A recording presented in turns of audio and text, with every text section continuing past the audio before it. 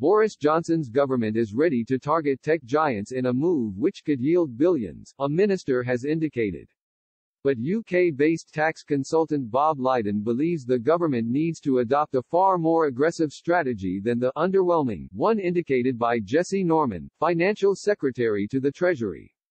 Mr. Lydon raised the issue with Express.co.uk last week, and estimated a crackdown on big companies based in Ireland and Luxembourg with the intention of getting them to pay more tax in UK coffers could yield as much as £15 billion annually. He subsequently contacted his MP, Duncan Baker, the Tory member for North Norfolk.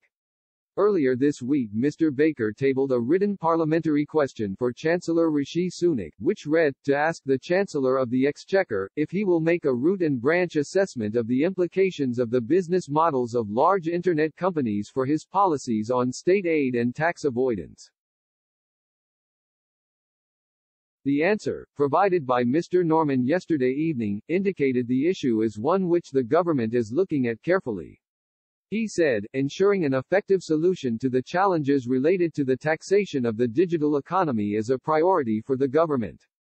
In April 2020, the government introduced a digital services tax which ensures digital businesses pay UK tax that reflects the value they derive from UK users.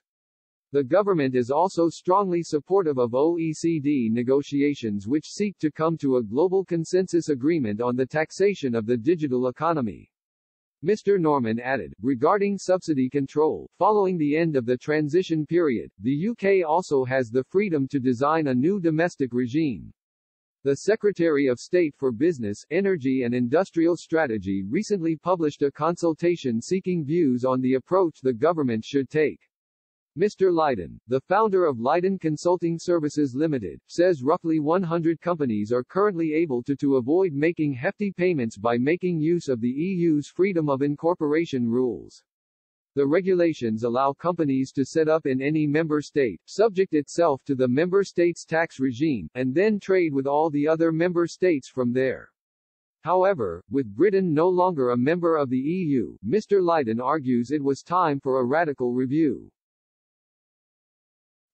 He told Express, the minister's response at least acknowledges that this issue is on the agenda. The digital services tax is an underwhelming response to the scale of the issue, though, perhaps a start but no more than that. The government needs to first comprehend the scale of the issue, and how long it has gone on for. Only then is there a chance of recouping past underpayments of tax, as well as ensuring the tax collected from now on is commensurate with the size of the UK business of these companies. Then there is the issue of the state aid rendered by the governments of Ireland and Luxembourg, which the UK government does not seem yet to have registered at all.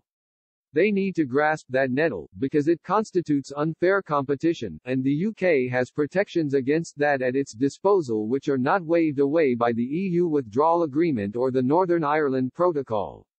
The UK does not have to sit back and take this type of abuse.